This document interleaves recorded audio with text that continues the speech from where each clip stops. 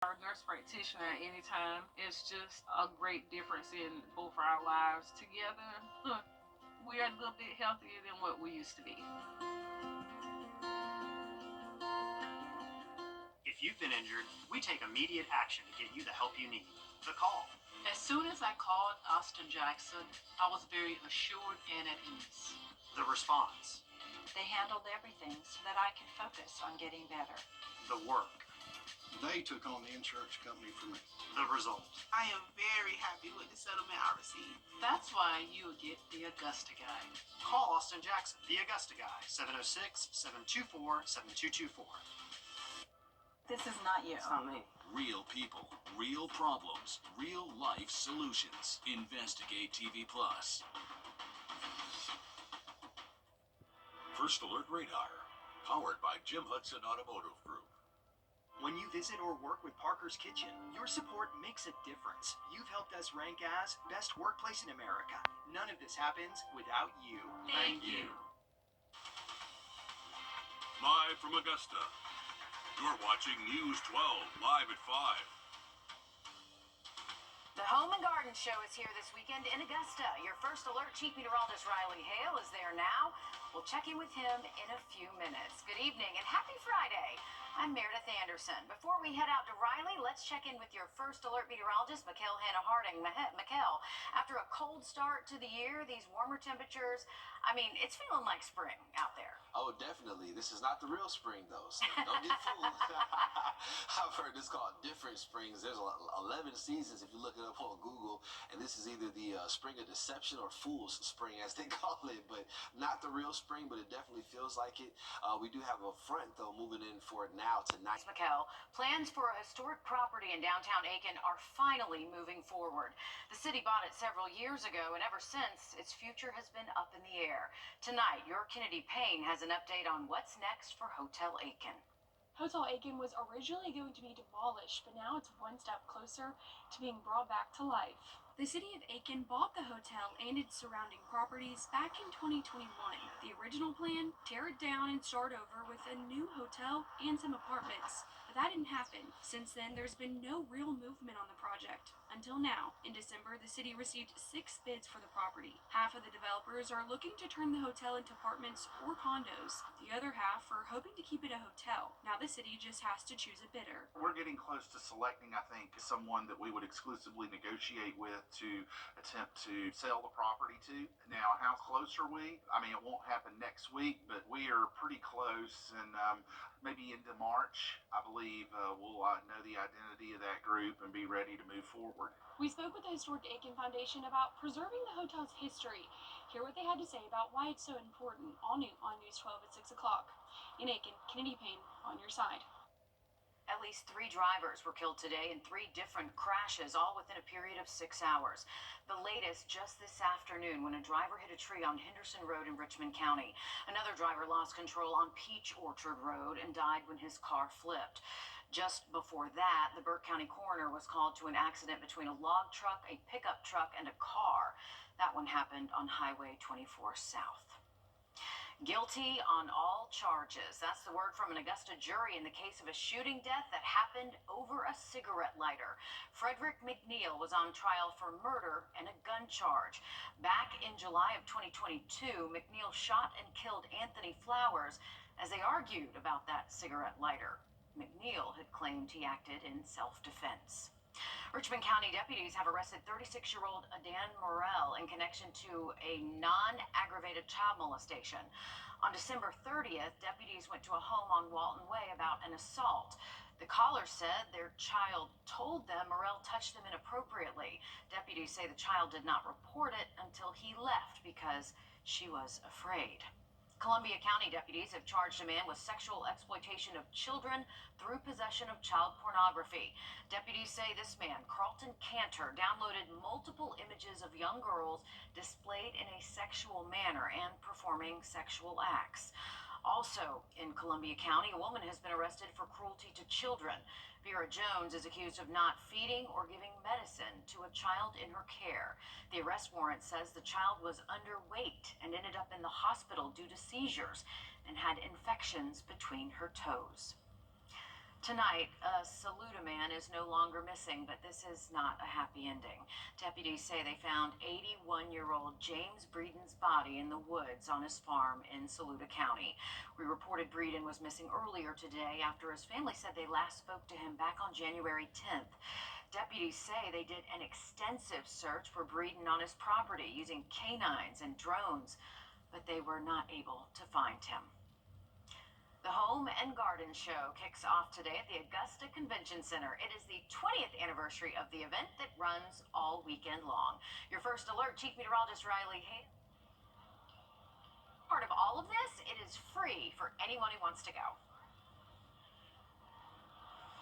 It is completely free, Meredith, and if you can't make it out tonight, they do close up shop at 6 p.m., so only an hour left tonight, but they're going to open right back up again tomorrow at 10 a.m. up until 6 p.m., and then on Sunday, again, from 11 a.m. until 5 p.m. So it's going to be a great weekend weather-wise to get out, come out here to the Augusta Convention Center right off Reynolds Street. This is right in front of the Marriott, just off the Riverwalk, so you can come out here to the Home and Garden Show, and then the weather's going to be so nice. Once you're done with here, you can go out to the Riverwalk for a nice walk. But wanted to show you this. This is really cool. This is actually Voyager electric golf carts. They're based out of Peachtree City, and these are built right here in Georgia. They run off lithium batteries, and they're actually designed by the owner of this, who's actually an aerospace engineer. So you can see the look of them is really cool. It's basically like a Tesla a golf cart. The price, though, is actually very reasonable. You look at other types of golf cart brands, usually something like this is usually around $15,000, $20,000, but these are for less than that and actually look really cool. We were talking to Southern Industries. They were talking about how many people they have still impacted by Helene. So if you have been impacted by Helene and still haven't fixed quite maybe your gutter or siding or your roof just yet, there's a ton of opportunities to talk to people about those issues here and get them fixed up. And you can actually a lot of times find a shop or a show price to where you can actually get a pretty good deal. There's also going to be a number of speakers. Signature Mike, our local guy about everything home design, he's going to be giving some talks tomorrow. Also Campbell Vaughn, our local UGA extension officer here in Richmond County, he was holding a series earlier that we were listening to. But over 100 different vendors, whether you need new gutters, a new bathroom, or maybe even a new golf cart. There's tons of fun stuff out here. And there's also a kids zone. You can build your own birdhouse for free in the kids zone. So really everything for the whole family, Meredith. Sounds like something for everyone, and especially after Helene, so many of us need some home improvement tips. So it's a good time to head out this weekend. Thanks for that, Riley. Data shows South Carolina is spending more money than other states to boost people's health, but it is not paying off. Turns out South Carolinians are among the unhealthiest Americans. But as your State House reporter Mary Green explains, lawmakers believe they have a plan to fix that. Last year, a push to merge several state health agencies into one fell apart in the final moments of the legislative session, just short of reaching the governor's desk. Now, lawmakers are trying to revive this proposal this year here at the State House, but with some key changes. Our communities have a growing number of homeless people, many of whom have untreated mental, physical, or substance addiction problems. They fall through the cracks. They fall through the cracks of a system that does not coordinate, communicate, or collaborate. We must fix this. The day after Governor Henry McMaster made that entreaty during his State of the State address, senators held their first meeting of the year on a bill to address that issue. It would combine 3 state agencies, the existing Departments of Mental Health, Disabilities and Special Needs, and Alcohol and Other Drug Abuse Services, and merge them into a new Department of Behavioral Health and Developmental Disabilities. The leaders of 2 of those existing agencies are accountable to unelected boards, but supporters believe merging the departments into a new cabinet agency accountable to and able to be fired by the governor will make them more responsive to South Carolinians' needs. If you want accountability and you don't want to have bureaucratic control and you don't want to have mission creep, put them under the authority of the chief executive who's in charge of that executive branch. And last year, this push was met with some criticism from lawmakers who claimed it would create a new position akin to a health czar. That same critique was brought up in a hearing on this new bill this week, but supporters of the legislation say that claim is simply not true. Reporting from the State House, I'm Mary Green. Coming up all new on News 12 at 6 o'clock, we'll hear more from South Carolina lawmakers on their plan to tackle this. More local students have another chance to earn more money for college. The Meeting Street Scholarship is awarded to high-achieving students in South Carolina with demonstrated financial need. Those students can receive up to $10,000 each year for college tuition. Now that scholarship will be awarded to students in Bamberg County schools. And Bamberg County students are now eligible to earn $40,000 in college scholarship. Up to $40,000 to fuel your college dreams. This has the potential to transform your education trajectory. It means the difference between not going to college and going. With the addition of Bamberg County, the Meeting Street Scholarship serves 14 South Carolina counties, including Allendale and Barnwell. The investigation into the deadly plane crash in D.C. continues today. We'll hear from a former military and commercial pilot who has some unique insight next. Mikkel? Just a sad situation there. Definitely still thinking about everyone impacted by that and praying for them. As far as us, we're looking at rain chances moving in tonight, but then quickly moving out by tomorrow morning. So we'll look at the forecast coming up next. Time and Temp, brought to you by your First Alert weather team. This is not you. It's not me. After my accident, they got me a great settlement. Wow, it sounds like your insurance company really took care of you. Are you kidding me? Those guys are a bunch of clowns. Denied? I got your settlement right here. Your claim denied. I called George Sink Injury Lawyers. Call us today, and we'll put an end to the games and gimmicks and get you the biggest recovery possible. Get George Sink Law Firm on the line. Call 999-9999. Can you see the difference? This is the First Alert Winter Weather Special. We're going to take a look at all different types of winter weather we can see here in the CSRA and also how to keep your home and pet safe. It's the First Alert Winter Weather Special. Stream it now on the News 12 app. It's finally Friday, and a little rain is heading our way, but Mikkel, we are not going to let that rain on our parade. That's right, Meredith. A little rain never hurt anybody. So we're looking at cloud cover out there, though. Definitely more of a... Retired flight number 5342. The carrier will also resume service from Wichita to Washington, D.C. as of tonight.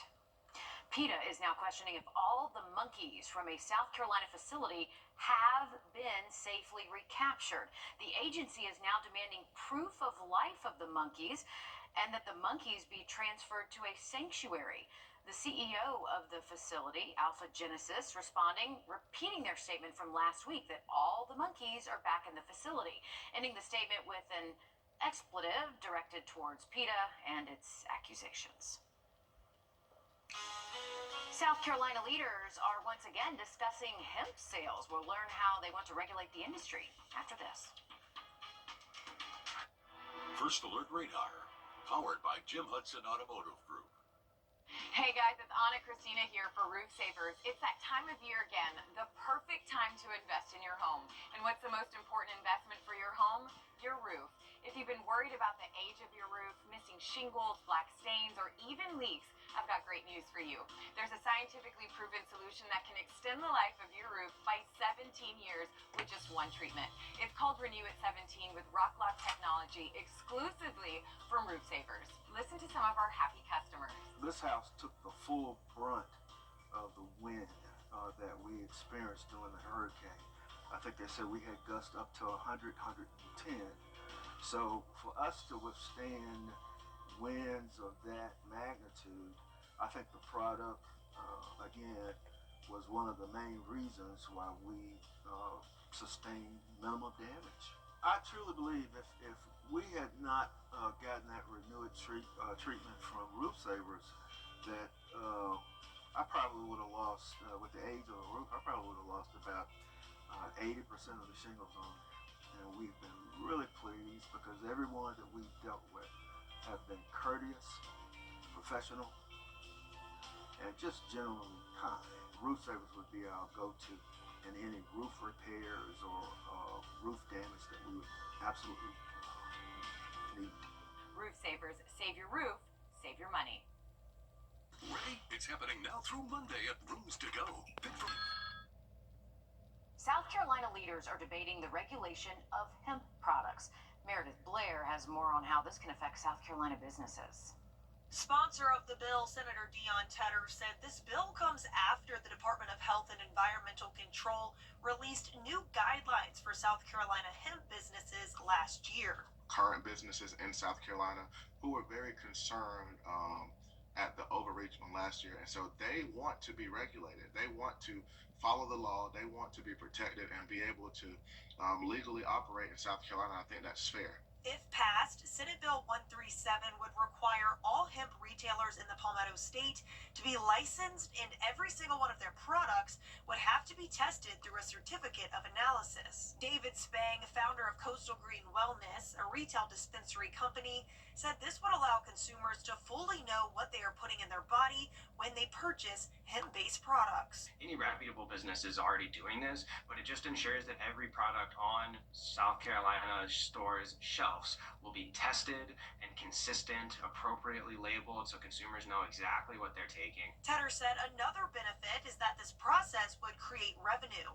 They will have to pay fees for their licenses, which will go to the general fund to administer this program. And so this won't cost any extra to taxpayers. This will be funded by the program itself. And so I think that's important too, for all the misinformation that may be spewed as this becomes more popular topic. The bill has been referred to the Department of Agriculture and Natural Resources, and Tedder said he's hoping to get a committee hearing soon. Today, the South Carolina Cannabis Coalition held a rally at the State House to inform the public about the medical benefits of cannabis and push for decriminalization. Mikkel. Well, we're looking at rainfall pushing in for tonight, but a much improved forecast by your Saturday. So we'll look at that again coming up next. If you're watching this Gerber... Trust Chief Meteorologist Riley Hale for your first alert. Parker's Kitchen is my new daily coffee stop. Gourmet beans are freshly ground for every cup. Get your own cup of great tasting, freshly brewed coffee at Parker's Kitchen. You're watching News 12 live at 5. Continues. Good evening, and thanks for spending a part of your Friday night with us. I'm Meredith Anderson. We have a beautiful weekend in store for us as we head over to your first alert meteorologist, Mikkel Hannah-Harding, for a look at your forecast. Mikkel, it is hard to believe that we are seeing 70-degree days after we had a snowstorm just a few weeks ago. I swear, it's just been a continuation of extremes. I feel like, since the end of last year with, we had Debbie, Helene, and then 2 winter storms so far this year. Just a lot going on, going from one thing to another. So now we're in the midst of well above average temperatures. Some places getting close to almost 10 to 15 degrees above average for today. But we're looking at the radar network here, and just some showers and next week coming up. All right, thanks, Mikkel. More than 100 community volunteers wrapping up their count of Augusta's homeless population. It's called the Point in Time, or PIT count. The numbers gathered this month will affect how much funding our nonprofits and shelters receive from the federal government. Your Sydney Hood joins us now live at 5 from our newsroom in Sydney. How long will it take for us to learn the results of this PIT count? It'll take about a month before we see the hard numbers from this year's PIT count. The goal of the count is to get a better understanding of some barriers people may be facing. Throughout the week, volunteers walk the streets and get to know people. And in order to get these people back on their feet, these volunteers are meeting them where they are and pointing them to resources throughout the community. We are never going to eradicate homelessness. We are a city. We just suffered the loss of one of our clients. It's being worded as a homeless man. That homeless person was our client. We know that person. These are people that are an extension of our family. When you lose a member of your family, it does cut you deeply, and it makes you question, what could I have done? Those on the Homeless Task Force say their goal is to make sure people are able to see change with the programs they are working to implement. Coming up on News 12 at 6 o'clock, they have several projects in the works. So this PIT count, it's really just the start for them. An important thing to do for our community and for the funding, and also just to help our local nonprofits. Thanks so much, Sydney.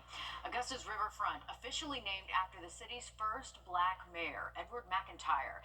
At an unveiling today on 8th Street, Augusta leaders showed off the new sign, which went through several debates within commission back in 2023.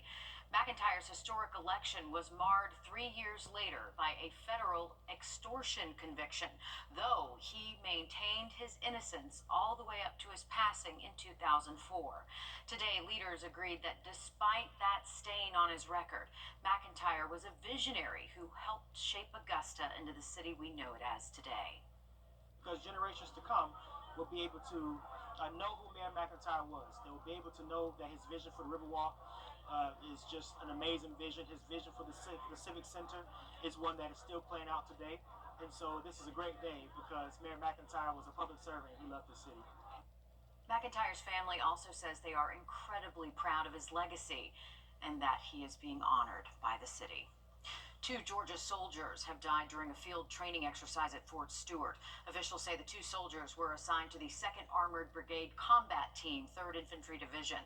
They say both soldiers died from a vehicle accident during training. The names of the soldiers will not be released until next of kin is notified. The cause of that accident is still under investigation tonight. Today marks 5 years since the start of the COVID-19 pandemic in the U.S. Can you believe 5 years? January 31st, 2020 is when the U.S. government officially declared a public health emergency for the coronavirus. It's still unclear how the illness started in Wuhan, China in 2019. The CDC says more than 1 million people died in connection to the virus. There have also, of course, been a lot of lingering after effects from so-called long COVID to impacts on mental health and learning loss, especially for children and teenagers. Miguel, hard to believe it has already been a decade for sure. iPhone users know that the app Find My can help you locate people, things, and of course your phone. However, if someone steals your phone, they can turn off that feature without even unlocking your phone. Your consumer tech reporter Jamie Tucker takes a look at how this can happen and how you can prevent it. Yeah, Find My is a great anti-theft feature for Apple devices. You just open the app on another device to locate the lost or stolen phone on a map. You can disable the phone, even get turn-by-turn directions to its location. What most people don't know is someone can turn off the ability to find that lost device with Find My, and they can do it even if your phone is locked with a passcode. It is done by turning off Bluetooth, Wi-Fi, and cellular. How can someone do that on a locked device? Well, they simply swipe down from the top right corner and open Control Center. Now, to test it out, I asked a stranger to try it on my locked phone. After the swipe, she had access to those settings and turned them off, leaving the phone impossible to track. No idea it was that easy, and it took 3 seconds. It's a setting you should change on your phone right now, as it serves no purpose for you. Open Settings and scroll down to Face ID and Passcode, and see that option for allowing access when locked. Find Control Center and toggle it off. Now, it isn't going to affect you because when you go to use Control Panel, you typically are unlocking your phone with your face. Now, while this setting may not... All right, breaking news live at 5. The NTSB holding a briefing with the latest details of that midair crash between a plane and a helicopter. Time and temp, brought to you by your First Alert weather team. It's the coldest time of year in the CSRA. To stay up to date on anything winter weather to severe weather, download our First Alert weather app to get the most accurate forecast in our area. So you've got these projects on your list. With the forecast for Sunday in particular through this weekend. Next week, though, looking at 70s, a mixture of clouds and sunshine. Well, high school basketball is upon us, and we've got a loaded slate for hoops tonight on both the girls and boys side of the hardwood. One of the biggest games happening right across the river at North Augusta. That's where we find Joe Doring. Joe, another Aiken County rivalry on deck. The Hornets went up against South Aiken at home on Wednesday. Now it's on the road for them against North Augusta. 4A Region 4 is a very tough region. Yeah, listen, it's hard to believe we're almost at the end of the high school basketball regular season. In just over a week, we're going to be talking about the region playoffs. Until then, we got a couple more key region games on everyone's schedule, including right here at North Augusta, where in about 15 minutes, Aiken is going to look to take down Goliath. Now, North Augusta is no easy team to beat. They're 20 3-1 on the season, and Aiken's going to need all the help they can really get in this one. South Carolina has North Augusta ranked at 2nd overall in 4A division. This roster consists of just one senior this year for the Yellow Jackets. Despite that tough turnover, the rising juniors on this team lead the way in every category. On the other side, it's senior captain Malaysia Williams leading the way for Aiken. She's averaging nearly 17 points and just over 8 rebounds a game. And keep an eye out for Azaria Sapp. The freshman leads the Green Hornets in assists, steals, and blocks. Now, if Aiken wants to win this game against North Augusta, they're going to have to play this one flawlessly. North Augusta is not a team that makes many mistakes, if you couldn't tell by that 20-1 record. And if you go back to their first meeting this season on January 7th, it was the Yellow Jackets walking into the Green Hornets arena and winning by 45 points. Melissa? Well, we all know that Aiken knows how to pull away in close games. They're coming off a 3-game win streak, so we'll see if they can keep it rolling. Okay, over at Evans, lacrosse players Alan Moritz and Jack Polhill are making some big moves ahead of the season. Goalkeeper Alan Morris will head to Emmanuel University next year, the same place as position as Coach Alan Troutman, and may even get the same number too. Polhill will attend Belmont Aldi, and each choosing their next teams for different reasons. They're close. They're in Charlotte, so I didn't want too far, but I also wanted like a 3 hours away, so I wanted that. And then they have a pretty good team. They're in the top 20 right now, so I'm looking forward to playing in the national tournament with them. Just the atmosphere being there. I mean, they have a brand new coach, Coach Olsen. He's from a little bit of time I've seen him. He's such a good role model, such a good leader, and I had a visit the other week. But the team atmosphere is crazy. Like they're all like brothers. Obviously, where I went. Well, Allen has 192 career saves. His 67 game save percentage in his single season is a school record, and Jack holds the number of ground balls in a game for Evans with 13. All right, we'll be right back after this. Stay with us. First Alert Radar, powered by Jim Hudson Automotive Group. Please join me for a live educational webinar where I'll break down every aspect of Medicare. I promise you'll walk away feeling confident and prepared to take the next step on your Medicare journey. It's free to join, and you can sign up right on our website, ru64.com. A brand new product developed for roof savers claims to be able to strengthen your roof shingles, adding up to 17 years to its lifespan. It's called Renew It 17 with Rock Block technology, and we put it to the test in a physics lab. 3, 2, 1. Those little rocks you see flying are called granules. Over time, more of those disappear, and the weaker your shingle becomes. The ratio of chemistries that hold it in, that ratio changes, so it gets more brittle, and the granules are not, they don't adhere as much. That's where Renew It 17 with Rock Lock technology comes in. Check out the difference in these two roofs, both 14 years old. Can you hear that difference? Right. Versus... Right, you can really see the difference. Dr. Robert Johnson, a physicist with a doctorate from Oxford, is using a test for shingles trusted by the Underwriters Laboratory. That requires dropping a steel ball from a distance of 20 feet above our sample material and hitting the same location twice in a row. And it has to pass that test 6 times. Drop after drop. That one's good. Shingles treated with a single coat of Renew It 17. This one's definitely passing. Pass the test. When the ball impacts, it hits here. What we look for is on the backside, are there any tears? Tears mean water can damage the wood underneath and cause damage to your property. The test requires us to look at it under a 5x magnification. It's completely dry. The testing even exceeded the developer's expectations. Unlike other companies that offer 5 to 15-year warranties with multiple treatments, Roof Savers offers a 17-year warranty with just one application and one treatment. For more information, call Roof Savers or visit myroofsavers.com. Hey, Brett, I think we need a jingle. What do you have in mind? I don't know yet. Well, if you're thinking something, come knock on my door. Come and knock on my door. If you're 64. For the professional, it's not enough. $5 a day at Evans Kia in Evans, Georgia. EvansKia.com. We're back looking lane again towards I-20 eastbound. Just keeping it on this camera because we have seen some pretty consistent traffic along this I-20 eastbound corridor heading towards the state line, exit 1. You can see a string of brake lights here in between the trees, so we don't like to see that on the interstate. Definitely some slow-moving traffic in between exit 200 on the Georgia side and exit 1 on the South Carolina side. But a beautiful forecast by tomorrow. Definitely some rain on the forecast for tonight. That's where I would. All right, thanks for that, Mikkel, and thanks for joining us for Live at 5. We are next with News 12 at 6 o'clock. Don't go anywhere. It's the coldest time of year in the. It's the coldest time of year in the CSRA. To stay up to date on anything winter weather to severe weather, download our First Alert Weather app to get the most accurate forecast in our area. So what do you think about these? We like this.